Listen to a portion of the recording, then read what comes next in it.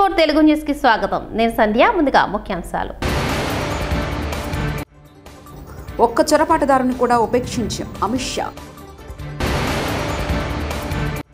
వార్ధాలో జగన్నాథ విగ్రహాన్ని కొనుగోలు చేసిన ప్రధాని మోదీ. పీఎం విశ్వకర్మ ప్రదర్శనలో యూపీఐ చెల్లింపు.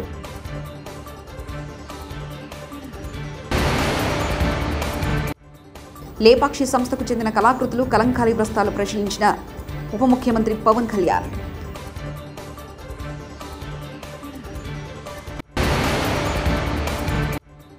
తెలంగాణ హైడ్రాపై కేబినెట్లో ఎలాంటి నిర్ణయం తీసుకోబోతున్నారు? భయంకరమైన నమ్మలేని నిజం. చిలుకూరు ఆలయ ప్రధాన అర్చకుడు రంగరాజు. స్వామివారి ప్రసాదాల్లో కల్తీ జరగడం విచారకరం. రమణ దీక్షలు. హేమంత్ సోరెన్ ప్రభుత్వం అవినీతిమయమని కేంద్ర హోంశాఖ మంత్రి అమిత్ షా అన్నారు. రైతులకు దన్నుగా నిలిచి ఉద్యోగ అవకాశాలను కల్పించే ప్రభుత్వానికి ప్రజలు ఎన్నుకోవాలని కోరారు. బీజేపీ అధికారంలోకి వస్తే జార్ఖండ్లో ఒక్క చొరబాటుదారుని కూడా ఉపేక్షించేది లేదని స్పష్టం చేశారు. జార్ఖండ్లో 2024 ఎన్నికలకు సంబంధించి బీజేపీ పరివర్తన ర్యాలీని హోంమంత్రి శుక్రవారం నాడు ప్రారంభించారు. ఇక్కడి నుంచి మొదలైన పరివర్తన యాత్ర రాబోయే రోజుల్లో ప్రతి గ్రామానికి ఇంటింటికి చేరుకుందని చెప్పారు. జేఎంఎం కాంగ్రెస్ స్థానంలో బీజేపీ ప్రభుత్వాన్ని తీసుకురావడంతోనే మార్పు జరిగినట్లు కాదని, అవినీతి ప్రభుత్వాన్ని తొలగించి అవినీతి అడ్డుకోట వేసే ప్రభుత్వాన్ని తెచ్చుకోవాలన్నారు. చొరబాటుదారుల చేతిలో గిరిజన యువతులు సంస్కృతి తల్లడిల్లుతుందని అన్నారు. రైతులు స్థానికంగా ఉపాధి కల్పించే ప్రభుత్వానికి మద్దతు ఇవ్వాలని పిలుపునిచ్చారు. నరేంద్ర మోదీ ప్రభుత్వం రైతులకు దన్నుగా నిలుస్తుందని, రైతుల ఆదాయం పెరిగేందుకు చర్యలు తీసుకుంటుందని చెప్పారు. గిరిజన యువతి యువకులు ఉద్యోగం కోసం దేశంలోని వేరే ప్రాంతాలకు వెళ్లకుండా స్థానికంగానే ఉపాధి అవకాశాలు కల్పిస్తామని ఆయన భరోసా ఇచ్చారు. జార్ఖండ్కు నీళ్లు వదిలే క్రమంలో పశ్చిమ బెంగాల్లో పలు జలాలను వరద నీరు ముంచెత్తడంతో దామోదర వ్యాలీ కార్పొరేషన్ వ్యవహరించిన తీరుపై ఆ రాష్ట్ర ముఖ్యమంత్రి మమతా బెనర్జీ నిప్పులు చెరిగారు. జార్ఖండ్ను రక్షించడం కోసం కేంద్ర ప్రభుత్వ ఆధ్వర్యంలోని దామోదర వ్యాలీ కార్పొరేషన్ ఈ విధంగా వ్యవహరించడం వల్లే వరద నీరు రాష్ట్రానికి పోటెత్తిందన్నారు. అవసరమైతే దామోదర వ్యాలీ కార్పొరేషన్తో తెగతింపులు చేసుకునేందుకు తాము సిద్ధంగా ఉన్నామని సీఎం మమతా స్పష్టం చేశారు.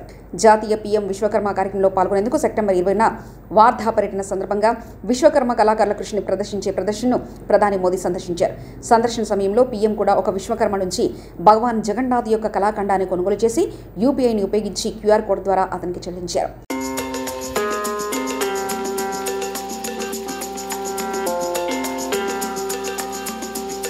తిరుమల తిరుపతి దేవస్థానం కార్యనిర్వహణ అధికారి శ్యామలారావు మాట్లాడుతూ, టీడీటీ కార్యనిర్వహణాధికారిగా తాను బాధ్యతలు స్వీకరించినప్పుడు ఎంతో పవిత్రంగా భావించి ప్రసాదం అందించే లడ్డు నాణ్యత, కొనుగోలు చేసిన నెయ్యిపై సీఎం ఆందోళన వ్యక్తం చేశారు.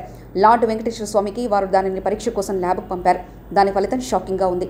శ్యామలారావు మాట్లాడుతూ, టీడీటీ కార్యనిర్వహణాధికారిగా నేను బాధ్యతలు స్వీకరించినప్పుడు శ్రీ వెంకటేశ్వర స్వామికి ప్రసాదంగా అందించే అత్యంత పవిత్రమైన లడ్డు, కొనుగోలు చేసి నెయ్యి నాణ్యతపై సీఎం ఆందోళన వ్యక్తం చేశారు. నాణ్యతలో ఏదైనా విచలనం పవిత్రం కానిది చేయడానికి కారణమవుతుంది. స్వచ్ఛమైన ఆవు పాల నెయ్యితో సహా ఈ ఆలయ పవిత్రత పునరుద్ధరించేలా చర్యలు తీసుకోవాలని ఆయన కోరారు. మేము ఆ పని ప్రారంభించాం. నెయ్యిలో కల్తీని పరీక్షించడానికి మాకు అంతర్గత ల్యాబ్ లేదని మేము కనుగొన్నాం. బయటి ల్యాబ్లలో కూడా నెయ్యి నాణ్యతను పరిశీలించే వ్యవస్థ లేదు. టెండర్దారులు కోట్ చేసిన రేట్లు లాభసాటిగా లేవు. స్వచ్ఛమైన ఆవు నెయ్యి ఇంత తక్కువ ఖర్చు కాదని ఎవరైనా చెప్పవచ్చు. సరఫరా చేసిన నెయ్యి ల్యాబ్ పరీక్షలో ఉత్తీర్ణత సాధించకపోతే బ్లాక్ లిస్టులో చేయబడుతుందని మేమందరం సరఫరాదారులను హెచ్చరించాం. మేము అన్ని నమూనాలను సేకరించి ఉత్తమ ల్యాబ్కు పంపాం.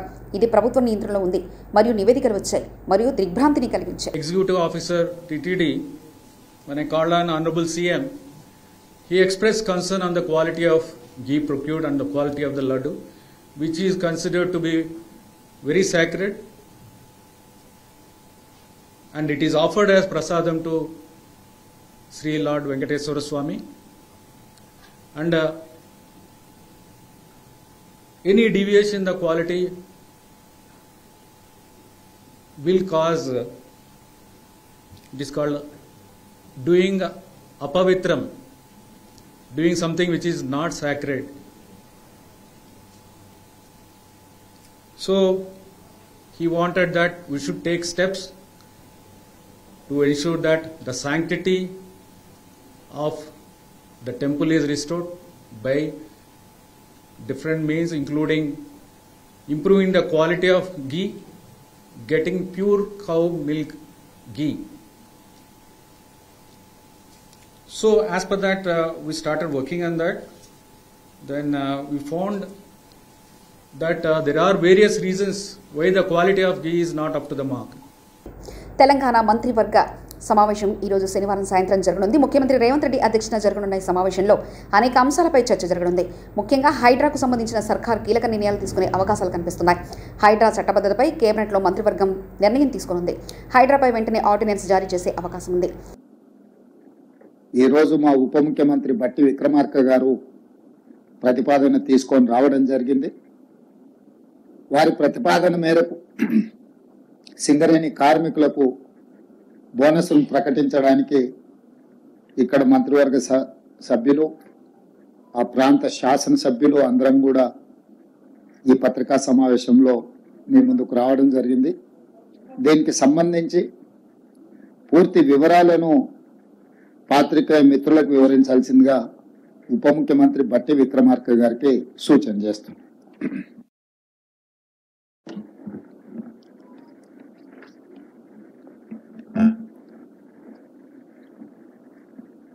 గౌరవ ముఖ్యమంత్రి గారికి, నాతోటి మంత్రివర్గ సహచరులందరికీ, అట్లాగే సింగరేణి సంస్థకు సంబంధించిన పరిసర ప్రాంతాల్లో ఉన్న నా తోటి శాసనసభ్యులందరికీ, పార్లమెంట్ సభ్యులకి, సింగరేణి సంస్థ యాజమాన్యానికి, సింగరేణి సంస్థ కార్మిక సోదరులందరికీ ముందుగా నా హృదయపూర్వకమైనటువంటి నమస్కారాలు. మనందరికీ తెలిసిందే, రాష్ట్ర ప్రభుత్వానికి, రాష్ట్రానికి తలమానికంగా ఉన్నటువంటి ప్రభుత్వ రంగ సంస్థ సింగరేణి సంస్థ. ఈ సంస్థ తిరుమల లడ్డూ ప్రసాదం కల్తీపై సమగ్ర విచారణ జరపాలని చిలుకూరు బాలాజీ ఆలయ ప్రధాన అర్చకులు రంగరాజన్ కోరారు. భయంకరమైనది, నమ్మలేని నిజమిది అని ఆయన వ్యాఖ్యానించారు. ప్రత్యక్ష వైకుంఠ క్షేత్రమైన తిరుమలలో ఇలాంటి ఘటనలు జరగడం బాధాకరమన్నారు. టెండరింగ్ ప్రక్రియ తప్పు అని విమర్శించారు. నిజానిజాలపై విచారణ చేపట్టాలని ఏపీ ప్రభుత్వాన్ని ఆయన కోరారు. ఈ మేరకు ఓ వీడియో సందేశాన్ని రంగరాజన్ విడుదల చేశారు. AP deputy CM Pawan Kalyan ఆకాంక్షిస్తున్నట్లు జాతీయ స్థాయిలో ధార్మిక పరిషత్ ఏర్పాటు చేస్తే ఇలాంటి దారుణాలకు అడ్డుకట్ట వేయనున్నారు. ఈ విషయాన్ని కేంద్రం దృష్టికి తీసుకెళ్లి తిరుమల పవిత్రతను కాపాడాలని ఆయన కోరారు. We have been already saying that the process of tendering, when you purchase items for the Swami, like the ingredients for laddu, you go for a lowest bidder. The moment you go for the lowest bidder, you are asking for trouble. In fact, the best cow ghee today cannot be less than 1,000 rupees per kg. How can a person quote 320 rupees? If somebody is quoting 320 rupees, I am not going exact amount value, but if he is quoting 320 rupees, every packet of that might be containing adulterated ghee. So it's a big hurting issue. Tirumala laddu వివాదంపై హిందీలో స్పందించిన BJP MP Bandi Sanjay. हिंदुओं का एक पवित्र धार्मिक क्षेत्र है. तिरुमला लड्डू को बहुत पवित्र प्रसाद माना जाता है. ऐसे लड्डू को अपवित्र करना एक मूर्खता है. ये अक्षम अपराध है. इसका कारण है कि पिछली सरकार के समय में टीटीडी బోర్డు మే ఏపీ ముఖ్యమంత్రి జనసేన అధినేత పవన్ కళ్యాణ్ తన కుమార్తె ఆద్య ముచ్చటను తీర్చారు. లేపాక్షి సంస్థ ప్రదర్శించిన కళాకృతులను పవన్ కళ్యాణ్ ఆయన కుమార్తె ఆద్య తిలకించారు. అందులో కలంకారీ వస్త్రంతో చేసిన బ్యాగు, కొయ్య బొమ్మలు చూసి ఆద్య ముచ్చటపడ్డారు. కూతురి ఆసక్తిగా భరించిన పవన్ వెంటనే ఆ కళాకృతులను కొనుగోలు చేశారు. వివిధ రకాల బ్యాగులు, బొమ్మలు కొనుగోలు చేసి తన కుమార్తెకు కానుకగా పవన్ కళ్యాణ్ ఇచ్చారు.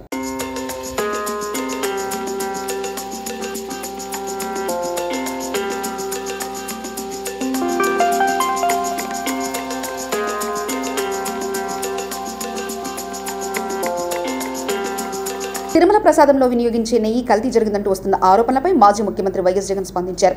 డైవర్షన్ పాలిటిక్స్ లో భాగంగా తప్పుడు ఆరోపణలు చేస్తున్నారంటూ ఖండించారు.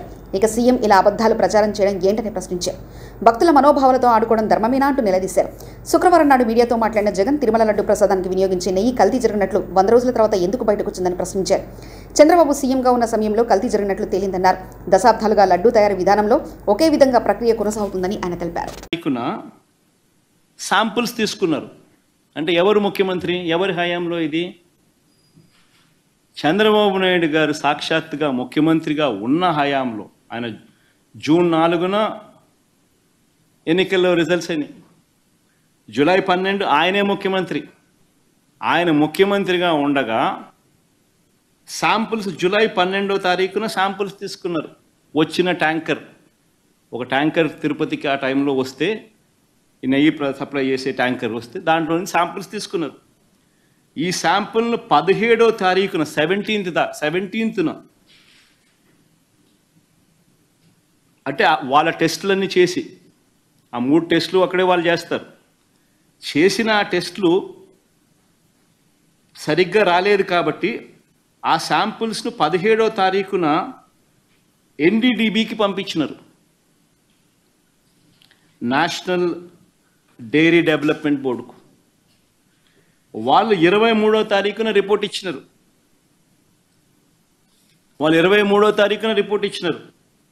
జూలై 23న. అవును, రిజెక్ట్ అయింది. నేను ఒకటే అడుగుతా ఉన్నా, జూలై 23వ తారీఖు నుంచి 2 నెలలు చంద్రబాబు నాయుడు ఏం చేస్తా ఉన్నాడు? 2 నెలల తర్వాత ఇప్పుడు చంద్రబాబు నాయుడు గారి 100 రోజుల పరిపాలన మీద అడ్వర్టైజ్మెంట్ ఇచ్చినప్పుడు ప్రజలు సూపర్ 6 ఏమైంది, సూపర్ 7 ఏమైంది అని చెప్పి ప్రజలు చంద్రబాబు నాయుడు నిలదీస్తూ ఉన్నప్పుడు టాపిక్ డైవర్ట్ చేసేందుకు జూలై 23వ తారీఖున ఇచ్చిన రిపోర్టును ఇప్పుడు తీసి ఆ రిపోర్టును వక్రభాష్యం చేస్తూ ఆ రిపోర్ట్లో నుంచి ఈ మనిషి నోటికొచ్చినట్టుగా ఇష్టం వచ్చినట్టుగా అబద్ధాలు ఆడడం మొదలుపెట్టాడు. ధర్మమేనా అని అడుగుతా ఉన్నా. ఇంకొకటి ఆశ్చర్యకరమైన విషయం కూడా చెప్పాలి. ఆశ్చర్యకరమైన రిపోర్ట్ ఏంటంటే, పోనీ రిపోర్ట్ ఏమిటి అని ఒకసారి చూద్దాం. తిరుమల లడ్డూ వివాదంపై స్పందించిన శ్రీవారి మాజీ ప్రధాన అర్చకుడు రమణ దీక్షితులు లడ్డూను కల్తీ చేయడం అనేది చాలా విచారకరమైన విషయం. గత ప్రభుత్వ హయాంలో తిరుమల ప్రసాదాలపై అనేకసార్లు ఫిర్యాదులు చేసినా అధికారులు పట్టించుకోలేదు. ల్యాబ్ రిపోర్ట్ ఆధారంగా లడ్డూ ప్రసాదంలో వెజిటబుల్ ఫ్యాట్, యానిమల్ ఫ్యాట్లు ఉన్నట్లు తెలిసిందే. నాణ్యతపై లోపాలు ఎత్తి చూపినందుకు గత ప్రభుత్వం అనేక ఇబ్బందులకు గురి చేసిందంటూ శ్రీవారి మాజీ ప్రధాన అర్చకులు రమణ దీక్షితులు తెలిపారు. చూసే పాపం కూడా మనం చేశామా అనిపిస్తుంది ఒక్కొక్కసారి. దీన్ని ఎన్నోసార్లు అప్పటి ఈఓ గారికి, చైర్మన్ గారికి దృష్టికి తీసుకెళ్ళి, ఇలా ప్రసాదాల నాణ్యత సరిగ్గా లేదు, ముందులాగా లేదు, ప్రసాదాల పరిమాణాలు స్వామివారికి సరిగ్గా నివేదన కావడం లేదు, సరైన ఆగమ ఉక్తమైన కాలాల్లో స్వామివారికి నైవేద్యాలు జరగడం లేదని ఎన్నోసార్లు దృష్టికి తీసుకెళ్ళాం. కానీ లాభం లేకపోయింది. దీనికి మరొక కారణం, నాది ఒంటరి పోరాటం అయిపోయింది. నాకు ఈ విషయాల్లో సహకరించేదానికి నా తోటి అర్చకులు ఎవరూ కూడా వారి వారి వ్యక్తిగత కారణాల వల్ల ముందుకు రాలేదు. ప్రధాన పరిచారకులైన వాళ్ళు రాలేదు.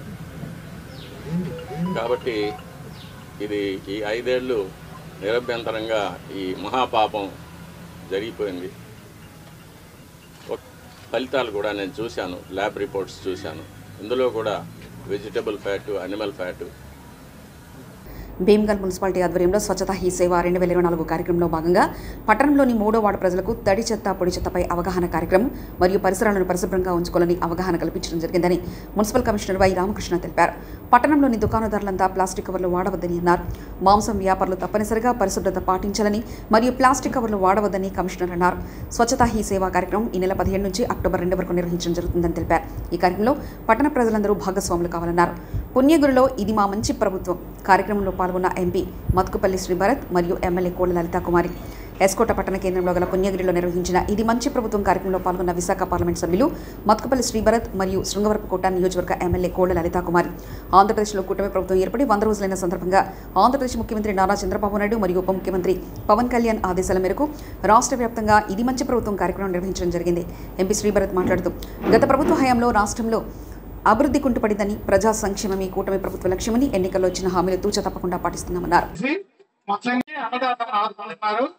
అదేవిధంగా స్థానిక సంస్థలకి రావాల్సిన డబ్బులు 1452 కోట్లు అన్ని పంచాయతీలకు కూడా రిలీజ్ చేయడం అనేది టీవీలో అన్నింటిలో చూస్తున్నాము. విజయవాడలో ఏ స్థాయిలో వరద వచ్చింది, ఎంత ప్రమాదకరం. వ్యాప్తంగా కూడా ఇవాళ ప్రజల వద్దకు ఎన్డీఏ కూటమి ప్రభుత్వంలో ఉన్న అధికారులు ఒక కుటుంబంలో ప్రజాప్రతినిధులు కలిపి ప్రజల దగ్గరకు వెళ్ళి గత ప్రభుత్వ నిర్లక్ష్య కారణంగా అనేక ఒడిదొడుకులు అప్పులు రాష్ట్రంలో ఉన్న ఎన్డీఏ కూటమి ప్రభుత్వానికి 5 కోట్ల మంది ప్రజలు ఒక్క చొరబాటుదారుని కూడా ఉపేక్షించాం అమిత్ షా. వార్ధాలో జగన్నాథ విగ్రహాన్ని కొనుగోలు చేసిన ప్రధాని మోదీ పీఎం విశ్వకర్మ ప్రదర్శనలో యూపీఐ చెల్లింపు.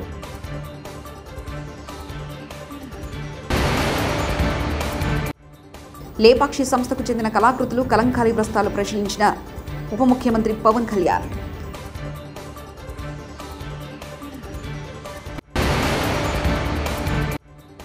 తెలంగాణ హైడ్రాపై కేబినెట్లో ఎలాంటి నిర్ణయం తీసుకోబోతున్నారు? భయంకరమైన నమ్మలేని నిజం చిలుకూరు ఆలయ ప్రధాన అర్చకుడు రంగరాజు. స్వామివారి ప్రసాదాల్లో కల్తీ జరగడం విచారకరం రమణ దీక్షలు. TS4 తెలుగు న్యూస్ ఇంతటితో సమాప్తం. చూస్తూనే ఉండండి TS4 తెలుగు ఛానల్.